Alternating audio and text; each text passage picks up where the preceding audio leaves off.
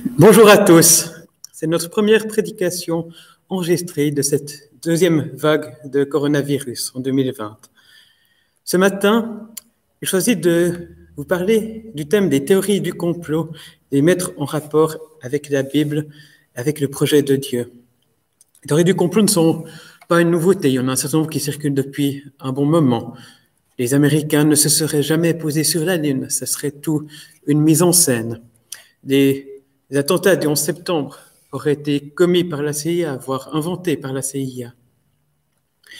Et plus récemment, quand une immense explosion a ravagé le port de Beyrouth, il s'est trouvé des gens pour dire que ce n'était pas une explosion de nitrate d'ammonium, comme certains le disaient, mais un test d'une arme nucléaire israélienne dont on nous cachait bien sûr la réalité.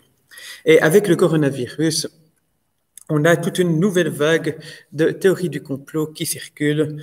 Le coronavirus aurait été créé dans un laboratoire chinois ou alors à l'Institut Pasteur. Pourquoi est-ce qu'on aurait fait ça? Eh bien, pour pouvoir rendre un vaccin obligatoire, utiliser ce vaccin pour introduire dans le sang des puces ou des traceurs qui permettraient aux puissants de ce monde de nous contrôler.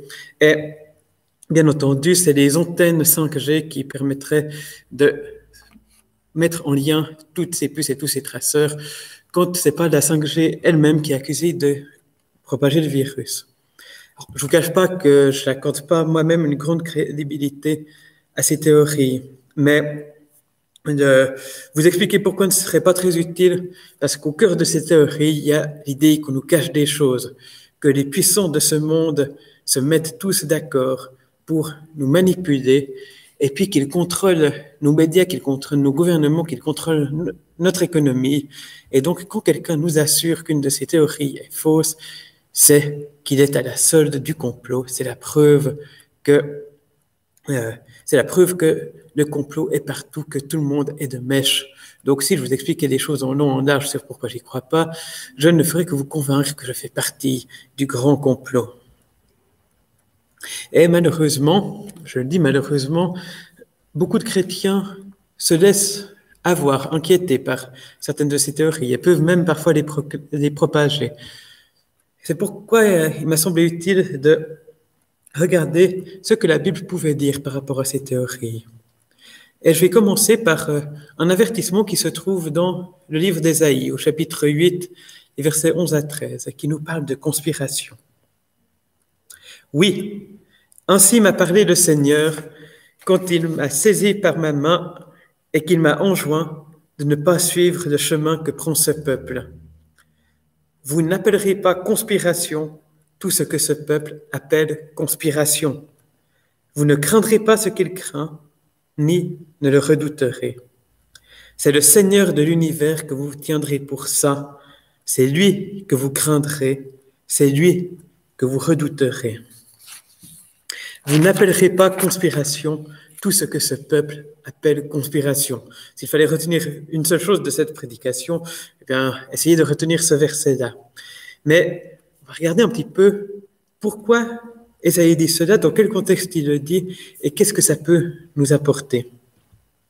Ésaïe prophétise dans le royaume de Juda, qui est la moitié sud du peuple d'Israël, la partie qui est encore dirigée par les rois descendants du roi David et qui est encore plus ou moins fidèle à Dieu.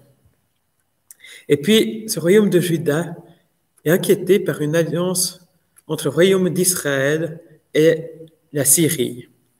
Donc, le royaume d'Israël, c'est la partie nord du peuple d'Israël qui est largement tombé dans l'idolâtrie. Et puis la Syrie, c'est un royaume un peu plus grand qui se situe juste au nord. Là, je parle de Syrie avec un S. On parlera de l'Assyrie avec un A plus tard. Donc, bref, le peuple de Juda se sent menacé. Il semble en plus que les adversaires aient un plan pour remplacer le roi légitime par une marionnette à leur solde. Donc, voilà, grande inquiétude. Et l'inquiétude tend à chercher des explications. Et de leur inquiétude, ils se focalisent sur les plans humains qui sont en œuvre contre eux. Et certainement, ça mène aussi à chercher des moyens humains pour contrer ces plans. Et Dans ce contexte, il voit la conspiration entre Israël et les Syriens comme ce qui va déterminer leur avenir, ce contre quoi il faut se battre. Et c'est vrai que les théories du complot, les conspirations tendent à donner une explication aux choses qui se passent, à nous permettre de comprendre, de mettre en ordre les éléments qui se produisent. Quand il se passe des choses inquiétantes, on a une impression de chaos, on cherche des explications. On n'aime pas beaucoup, on a l'impression qu'il se passe des choses que personne n'aurait pu prévoir et que personne n'avait voulu. Typiquement, avec le coronavirus, il y a une année, personne se serait douté de ce qui allait nous tomber dessus. Et puis, ça nous donne une impression chaotique, que tout puisse s'arrêter, tout puisse être perturbé, être mis en danger, sans qu'on l'ait vu venir, sans qu'on l'ait prévu. On a une impression, un instant qui nous dit que des grands effets doivent avoir de grandes causes. Et du coup, c'est tentant de se dire que ce qui nous arrive a été orchestré par des gens plus malins que nous, plus puissants que nous, et que du coup, il y a une explication, c'est pas juste un mauvais coup du sort. Mais à tout cela, Ésaïe répond de ne pas appeler conspiration tout ce que le peuple appelle conspiration, et de ne pas craindre ce que le peuple craint. Et ce qu'il leur donne à la place de la part de Dieu, c'est de fixer les regards sur Dieu, c'est de le sanctifier lui, de considérer que c'est lui qui tient nos destinées ultimes dans sa main, que les plans des hommes ne sont pas grand-chose au regard de Dieu, que c'est à Dieu qu'il faut donner tout l'honneur et que c'est lui qu'il faut craindre, c'est de lui qu'il faut craindre la réaction si on n'est pas dans ce qu'il désire. Et face aux craintes, face aux conspirations craintes par le peuple de Juda, Ésaïe va encore donner deux réponses dans le contexte plus large de ce livre. La première, c'est qu'il va annoncer que la Syrie et le territoire d'Israël vont être dévastés, qu'un royaume plus grand, plus puissant, l'empire d'Assyrie, va les conquérir et les éliminer de la carte. Donc, par là, Ésaïe leur montre que ceux qui occupent tout leur regard ne sont en fait rien, ne sont en fait que peu de choses, que eux-mêmes peuvent être balayés comme des feuilles par le vent. Et c'est une bonne chose à garder en tête, que quelles que soient les choses qui nous inquiètent, quels que soient les puissants dont on craint les manigances, eh bien, ça reste des êtres humains qui peuvent être éliminés aussi facilement qu'ils sont arrivés sur la scène mondiale. Et puis, dans un futur plus lointain, Ésaïe annonce aussi la naissance de Jésus. C'est dans les chapitres 7 à 9 du livre d'Ésaïe qu'on trouve plusieurs de ces grandes annonces. La Vierge aura un fils qui s'appellera Emmanuel, Dieu avec nous. Le peuple qui marchait dans les ténèbres verra se lever une grande lumière. Ces textes qu'on aime bien citer dans la période de l'Avent ou à Noël. Et par là, ce qu'Ésaïe montre, c'est que au-delà des plans humains, il y a un plan plus grand, un plan de Dieu, un plan de salut qu'il met en œuvre et qui ne s'arrête pas et qui n'est pas mis en échec par les manigances des humains. Donc, Ésaïe appelle à se détourner de l'examen et de la crainte des plans et des complots humains pour regarder vers le projet de Dieu. Ce que je pourrais me permettre d'appeler le bon complot, le complot de Dieu pour notre bien, pour notre salut. Et je vais poursuivre sur ce thème du bon complot en lisant quelques versets du livre des Actes des Apôtres. Les Actes des Apôtres, ça raconte la vie et l'activité des premiers chrétiens, des premiers qui ont cru au nom de Jésus-Christ. Dans le chapitre dont je vais parler, les apôtres Pierre et Jean, deux des principaux chefs de la toute jeune Église chrétienne, ont été arrêtés par les autorités juives. Ils ont été frappés, on les a menacés, en leur interdisant de parler du nom de Jésus. Après quoi, ils ont été frappés et relâchés. Ils ont tout de suite rejoint les autres chrétiens et ensemble, ils ont prié Dieu. Et je vais vous lire leur prière dans le livre des Actes, au chapitre 4, au verset 24 à 30. Maître, c'est toi qui as créé les cieux, la terre, la mer et tout ce qui s'y trouve. C'est toi qui, par l'Esprit Saint, as fait dire à David, notre ancêtre, et ton serviteur. Les peuples se sont agités, mais pourquoi? Les pays ont comploté, mais c'est en vain. Les rois de la terre se sont préparés au combat, et les dirigeants se sont unis contre le Seigneur et contre le roi qu'il a mis à part. Et c'est bien vrai, Hérode et Ponce Pilate se sont unis dans cette ville avec les représentants des peuples étrangers et du peuple d'Israël contre ton serviteur Jésus, celui que tu as choisi pour ton service. Ils ont ainsi réalisé tout ce que, avec puissance, tu avais voulu et décidé d'avance. Et maintenant, Seigneur, sois attentif à leurs menaces et donne à tes serviteurs d'annoncer ta parole avec une pleine assurance. Démontre ta puissance par des guérisons, que des signes extraordinaires et des prodiges s'accomplissent par le nom de ton serviteur Jésus, lui qui est saint. Dans cette prière, ces premiers chrétiens commencent par rappeler que Dieu est le Créateur, que Dieu est le Tout-Puissant, que c'est lui qui a tout fait, le ciel, la terre, la mer. Ça leur permet déjà de mettre en perspective les menaces des êtres humains. Et ensuite, ils parlent de complot, ils citent 2 versets des psaumes qui parlent de peuples agités, de rois de la terre qui se préparent au combat contre Dieu et contre celui qu'il a choisi. Et ils soulignent qu'effectivement, les autorités juives, les autorités romaines, le roi Hérode, les différents peuples se sont mis d'accord contre Jésus. Mais pourtant, ils sont convaincus, ils affirment dans leur prière avec raison que ce complot des nations n'a servi qu'à accomplir ce que Dieu avait décidé et prévu. Dieu est plus grand que les plans des méchants et il utilise même les plans des méchants pour accomplir son projet à lui.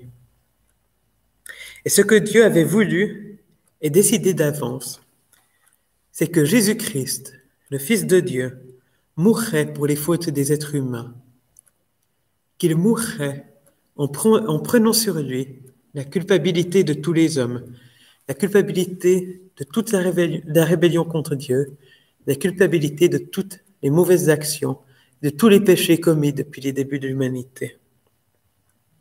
Et qu'en mourant pour les fautes de l'humanité, il permettrait à tous ceux qui mettraient leur foi en lui d'être pardonnés et d'être réconciliés avec Dieu. Et qu'en permettant ce pardon et cette réconciliation avec Dieu, il libérerait les êtres humains de la crainte de la mort et de la puissance du diable qui n'a pouvoir sur les hommes qu'à cause de leur culpabilité et de leur séparation d'avec Dieu. Et ce projet de Dieu n'a pas été mis en échec même par un vrai complot de chefs et de rois. Au contraire, ce complot a accompli exactement ce que Dieu avait prévu, c'est-à-dire que Jésus mourrait pour nous.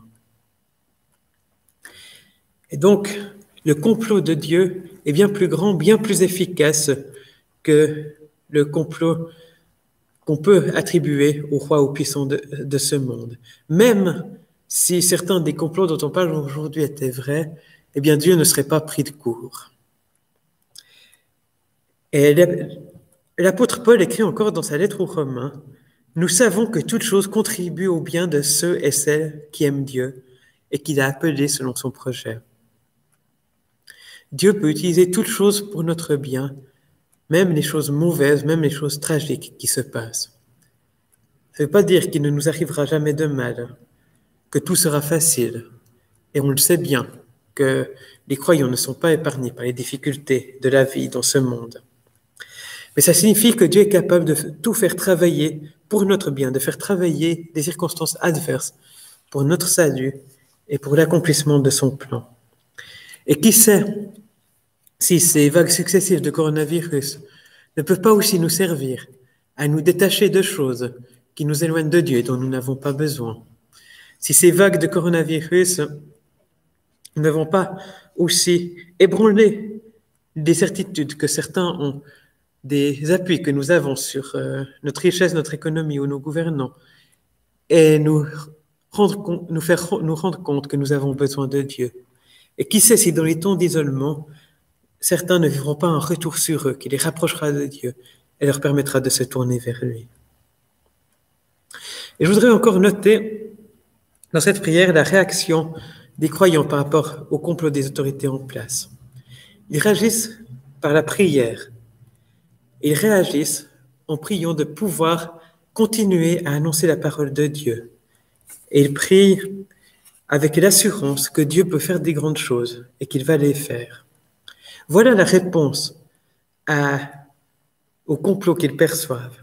Mais c'est rarement ce que je vois aujourd'hui comme réaction face au complotisme, face aux théories du complot que certains croient avoir à l'œuvre. Et je crois qu'une partie du problème avec le complotisme, c'est de voir le problème ultime au mauvais endroit. De penser que ce qu'on a le plus à craindre, le plus à redouter, c'est Bill Gates ou le vaccin contre le coronavirus ou la 5G. Alors que ce qu'on a le plus à redouter, c'est de nous éloigner de Dieu. C'est que le péché nous séduise. C'est de mourir loin de Dieu, sans avoir mis notre foi en lui, sans nous être réconciliés avec lui. C'était la même chose à l'époque du royaume de Juda. Leur plus grand risque, c'était de s'éloigner de Dieu, de tomber dans l'idolâtrie et de perdre leur statut de peuple de Dieu. Et voilà le genre de danger auquel nous devons faire attention. Et voilà ce contre quoi il nous faut nous battre. Et ce combat-là se passe dans nos cœurs à chacun, il se passe aussi par l'annonce de la bonne nouvelle. Et je vais encore dans le même sens ajouter quelques mots par rapport au livre de l'Apocalypse. Les amateurs de complot aiment beaucoup l'Apocalypse. Il y a des symboles mystérieux dont on peut chercher la signification. Le fameux chiffre 666 qu'on peut retrouver partout en le cherchant bien. Différentes puissances mauvaises à l'œuvre. Et c'est toujours tentant d'identifier l'une ou l'autre figure de l'Apocalypse avec notre méchant préféré. Pour Luther, c'était le pape qui était l'antéchrist. Et dans la jeunesse de mes parents, c'était tentant de dire que les USA étaient la bête qui monte de la mer et que l'URSS était la bête qui monte de la terre. Et aujourd'hui, vous pouvez essayer de placer Bill Gates, Poutine, Trump, George Soros ou qui sais-je encore. Mais si ça marche si bien à chaque époque, mais que ça a l'air si ridicule avec 30 ans de recul, eh bien, ça doit aussi nous avertir de ne pas tomber dans ces identifications faciles. Mais ce que je voudrais surtout relever de l'Apocalypse, c'est deux éléments au niveau global. D'une part, les forces mauvaises dans l'Apocalypse sont toujours présentées comme soumises ultimement au contrôle de Dieu. Il y a des forces mauvaises à l'œuvre, mais c'est Dieu qui leur donne ou leur laisse un certain temps pour se déchaîner, comme une partie de son jugement face à une humanité qui s'est révoltée contre lui. Mais le temps où les forces du mal peuvent régner atteint son terme dès que Dieu en a décidé.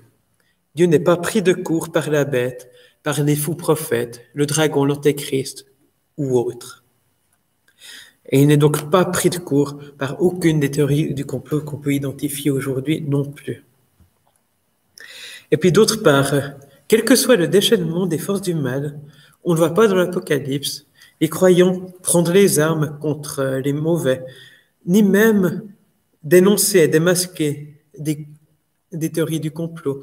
Leur combat ne se situe pas dans le partage d'articles de blog et de vidéos complotistes. La résistance des croyants face au mal, c'est de continuer à confesser Jésus-Christ.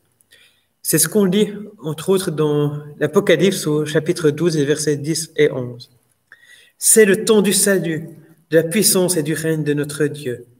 Maintenant, l'autorité est entre les mains de son Christ, car il a été jeté dehors, l'accusateur de nos frères et de nos sœurs, celui qui les accusait jour et nuit devant notre Dieu. Mais nos frères et sœurs ont remporté la victoire sur lui par le sang de l'agneau et par la parole dont ils ont témoigné. Ils n'ont pas épargné leur vie, ils étaient prêts à mourir. Là, on voit le vrai ennemi qui va être vaincu, c'est l'accusateur de nos frères et sœurs. L'accusateur, c'est ce qui, en hébreu, a donné Satan, c'est le diable. Et le diable est vaincu par le sang de l'agneau, donc par le sang que Jésus a versé sur la croix pour notre pardon, pour nous libérer de nos fautes et de nos péchés. Et par la parole dont les croyants témoignent, par la parole de l'Évangile, par le témoignage que nous rendons à Jésus-Christ et au salut qu'il offre par son sang. Et c'est cela qui remporte ultimement la victoire sur les forces du mal. Ne nous trompons donc pas de combat, mais continuons à témoigner de cet évangile pour tous ceux qui en ont besoin. Et je voudrais encore nous appeler à ne pas nous tromper d'adversaire, ne pas penser qu'un gouvernant, un chef d'entreprise ou un chef des médias serait notre ennemi. Notre ennemi est Satan, notre ennemi est le péché qui entre dans nos cœurs. Et c'est l'évangile qui triomphe d'eux. Nous ne devons donc pas céder à la peur, nous ne devons pas céder à la tentation de paniquer en nous disant que des ennemis plus puissants que nous contrôlent ce monde. Dieu est plus puissant que tous les complots qu'on pourrait imaginer, réels ou supposés. Il nous faut donc tourner nos regards vers Dieu et garder confiance que Dieu conduit l'histoire et qu'il est plus puissant que tous les complots des êtres humains, que son dessein s'accomplira et que son bon complot est destiné à notre salut. Mais ce qui est essentiel, c'est que le plus grand nombre puisse mettre sa foi en Jésus-Christ, puisse avoir en lui l'assurance du pardon des péchés, l'assurance de la réconciliation avec Dieu, être libéré de leur faute, de leur culpabilité, et vivre avec la confiance en la vie éternelle que Dieu donne par Jésus-Christ. Alors ne nous laissons pas arrêter, n'entrons pas dans la crainte, ne nous trompons pas d'adversaire, mais témoignons de Jésus-Christ, même au prix de notre vie. Que le Seigneur nous vienne en aide. Amen.